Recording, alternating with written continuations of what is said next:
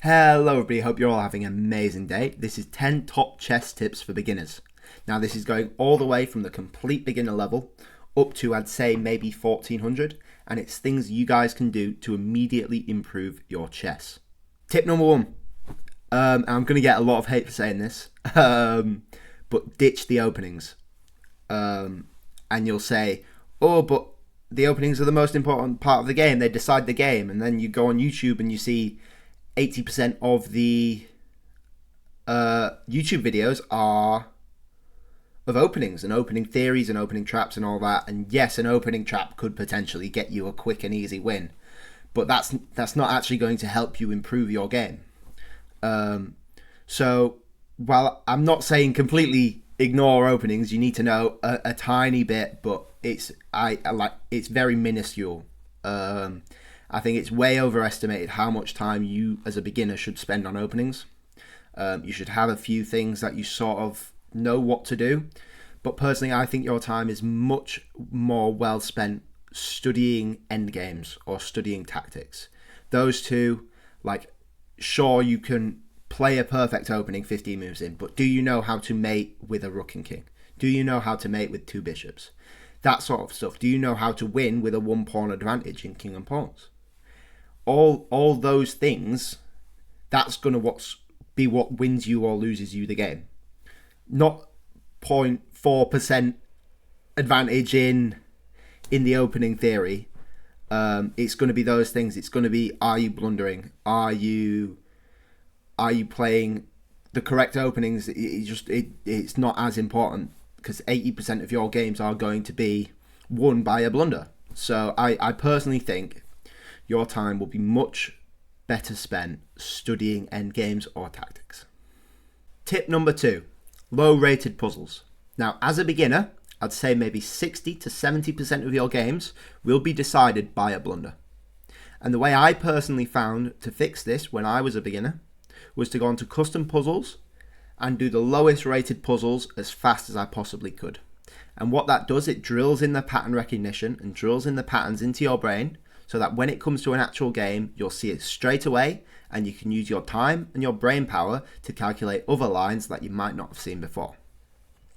So to do this, you go onto chess.com, onto custom puzzles, and you go as low as you can. We've gone 0 to 500 here, and you can select your theme. We've hit fork and double attack. So if you're having trouble with forks and you want to try not let that happen as much, you can do this. And then you want to do these puzzles as quick as you can.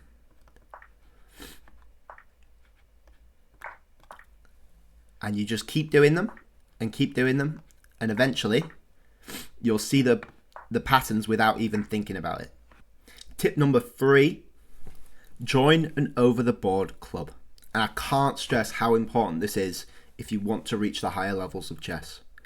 Well, sure, you can make progress playing online, but you're going to be on your own. If you want the feedback from high-rated players, if you want the pressure of playing in league matches, you need to join an over-the-board club. As well as this, you'll be able to see things differently when you're playing with a board in front of you. Now, technically, yes, this is possible playing online. There's things you can do. You can play with a board in front of you and play online at the same time. Stuff like that. But it's not going to be, no matter what you do, it's not going to be sat at a board with an opponent right across from you.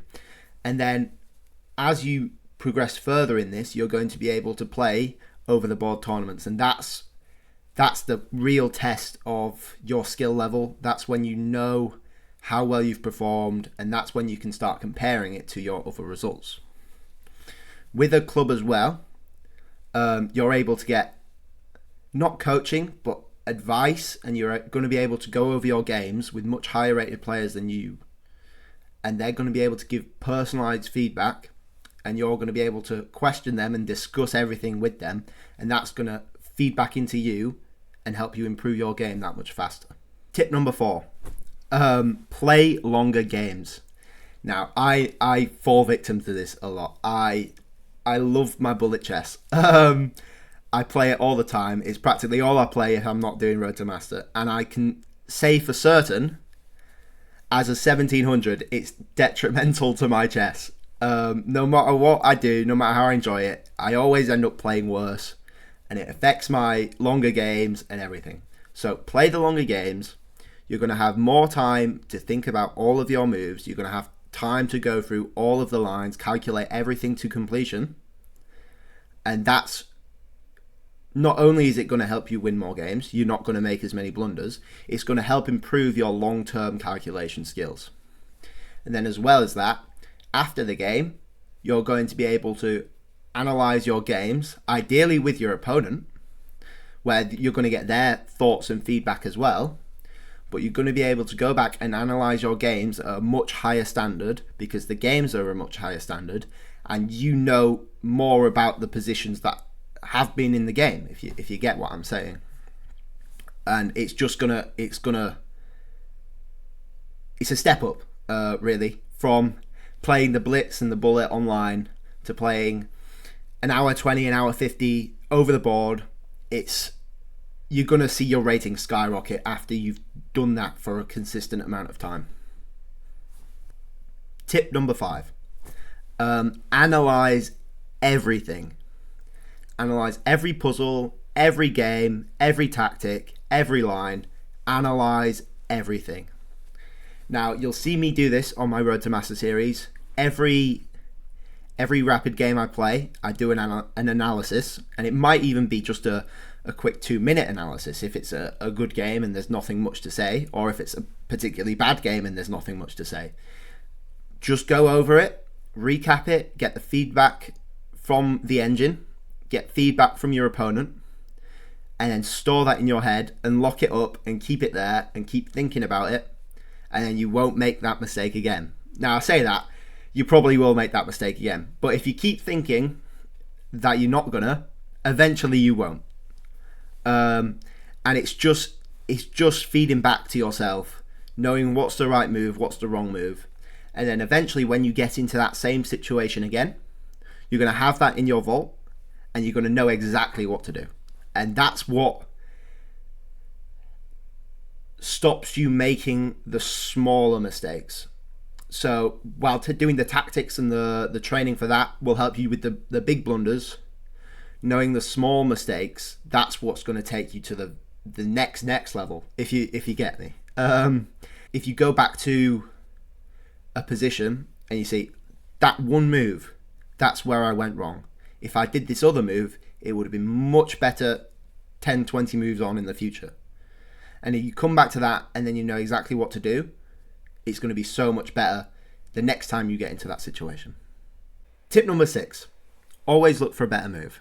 Now, this is a classic chess saying, and you might have heard it before, but basically, if you found a good move, look for a better one. Now, this will do 2 things for you. Firstly, it'll help you slow down and help you calculate that your chosen move is actually the right one. And secondly, it'll stop you missing tactics. So I've just set up an extreme example here of this sort of idea in play. Now, black's up 3 points of material, and white's thinking they're going to win that material back, winning the pawn and the exchange. And then it's going to be an even game. Maybe even slightly better for white. And that's perfectly fine. It's a perfectly fine move. That's exactly what's going to happen. White's going to win the exchange for the pawn. 3 pawns, same coloured bishop. It's a lot more even now. In fact, the computer's saying it's a draw. But if we go back to the start there, white actually has a better move. And if they took a minute to think about it, they might have found it, which is actually checkmate in 1. With knight f6, the pin's on the king with the pawn, so it can't take the knight. And the knight's covering both of these squares, which is going to be checkmate. So this is just a little extreme example of why you should always be looking for a better move when you've found one. Tip number 7, have a plan. Now, a lot of newer players, and I felt this way as well, once they've learnt their opening and they know it and they've managed to get it on the board, they don't know what they're doing next. And this is another reason why I dislike this rigid openings theory sort of learning thing, especially for beginners, is because it leaves you sort of empty once you get to the desired position. And you're like, Yes, I should be theoretically better, or it should be theoretically even, but what am I doing? And a lot of players sort of result to shuffling their pieces. So this is why I think it's important to sort of know what your plan is in the opening more than the actual opening moves. So I've just put up a typical sort of King's Indian sort of structure here. It might not be exactly the right moves, but the King's Indian sort of really cool in the way that it has like a rigid plan, and both players know what they're doing, and it's very well known. So Black's plan here is to push all of their kingside pawns and to get their pieces across and try deliver a checkmate on the castled king.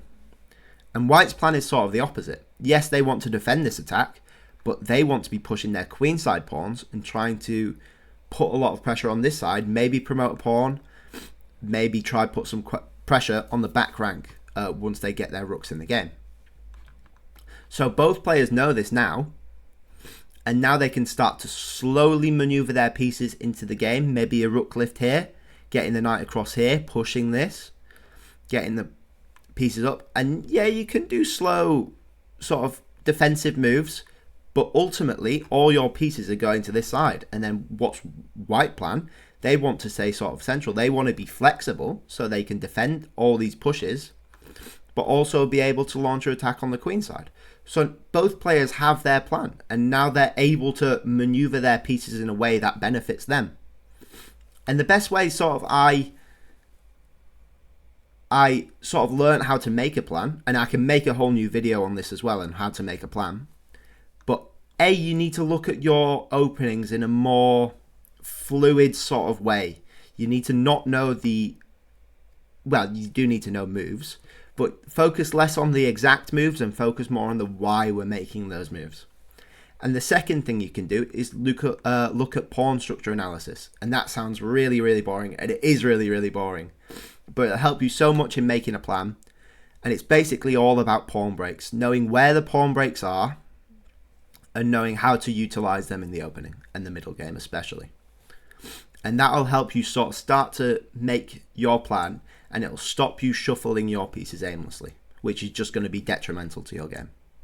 Tip number 8, don't only look at your moves. Now, one of the biggest problems I had as a beginner, and one of the problems I still have, is that I tend to focus only on my moves, and I don't really think that much about what sort of play and counterplay my opponent can get.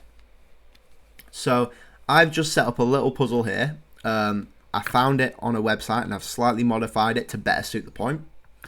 I don't think it said who made the puzzle, so I can't credit them, unfortunately. But it's Black's move, and it just highlights the fact that you need to consider your opponent's counterplay. So it may seem obvious. We're winning a fork here. But if Black decides to go and take this, it's actually completely winning for White. The computer actually says it's plus 4.8. And the key reason is because of rook to e1. Now, doesn't this just hang a queen? Well, if we try to get greedy with it and take the queen, it's actually mating too. You've got this nasty discovered check on the king. And you can see that our bishops and our knight are covering all of these squares. So when the king's forced to go to d8, then the rook there onto e8 is checkmate. And because it's a double attack as well with the rook and the knight, you can't block the check at all. So you're forced to go to d8, and then rook to e8 is checkmate. So this is just a little extreme sort of case scenario why you need to consider your opponent's move. But in the game, it'll be a lot more subtle than this. And just take a minute and think about why my opponents played this, what their plan is, what their threats are, and what sort of counterplay they can get if you play a certain move. Tip number 9, don't underestimate your opponent. Now, I do this a lot. When you're at a tournament and you see who you're playing against, and you say, they're 200 rating points higher than me. You know, I've lost this. Or you see someone in there 200 points lower than you, and you're like, oh, this is going to be easy, and then it doesn't go as planned, and it's absolutely devastating because you've you've got these preconceptions of what your opponent's going to be like, and then they don't live up to that, or they live way up to that, live beyond that, you know, and it messes with your head, and you need a clear head, you need a calm mind in order to play the best version of chess you can play. And then when it comes to their moves as well, you never underestimate their moves. Imagine that they've always got some devastating attack that's going to be launched at you any second that's going to win them the game. Now, I do this in a bit of a weird way. It's sort of reversed. It's a tip I learned. But basically, when they make a move, I say, it's rubbish. It's never going to work in a million years. It's a rubbish move. They should feel bad. And then what I do is I work on that move and try build it up and convince myself that it's the best move I've ever seen. And with that sort of thinking, you're less likely to miss something. And I still do miss things because I'm not a computer grandmaster, whatever. But just that thought process, and it'll slow you down as well. That thought process is going to help you identify their threats. Tip number 10. And I'm going to get a lot of hate for saying this one as well. Ignore the computer. It's like, oh, I don't know better than the computer. You don't know better than the computer. But when you're a beginner and you go through the computer analysis and you say, this is the best move, this is the best move, this is the best move, and your moves are like, oh, it's good, it's maybe an inaccuracy, it's very disheartening. And when you're a beginner, you need to understand how much better the computer is than you, how much better it is than me, and how much better it is than the world champions, you know. And their best moves might be because of a small tactic in 20 moves time that none of us are ever going to see. So you need to get it in your head that the good moves are good moves. They're called good moves for a reason. And the inaccuracies are not as bad as it seems. A 0.7 advantage might not even be enough to win, you know? And we know from our endgame studies as well that even being a piece up isn't sometimes not even enough to win. And then there probably is some forced draws being one piece up against pawns, you know? And it's the computer's so much more advanced than you that sometimes you need to take their analysis with a grain of salt. And even if it says there's a massive blunder, if your opponent can't see it, then it's not that dangerous, is it? Obviously, objectively, you're wrong. Objectively, it's a terrible move. But if your opponent's never going to see that in a million years, is it really that bad of a move? So I think it's important just to take the computer analysis with a grain of salt. Maybe think for yourself a bit, calculate it out, play around with the engine lines and see what it says. And you'll see this in my Road to Master videos. Sometimes I go down a line, I'm just like, no one's ever seen that. That's a completely computer line. And the phrase computer line and human move and all that, they're there for a reason. And you just need to take a break from the computer sometimes. You need to step back and say, no one's actually thinking of that. And you need to say, my move, I think it's good enough. And that's okay. Especially as a beginner, focus on not blundering. And good moves and inaccuracies, completely forgivable. So that's our 10 tips for beginners to immediately get better at chess. I hope you guys found it educational, informative. I hope you all enjoyed. If you have any questions, please leave comments. I'm happy to answer them. Or if you have any suggestions for any other videos you'd like to see, I'm also happy to look at them. Like if you liked, please subscribe if you really liked, and I'll catch you guys all later. Bye bye.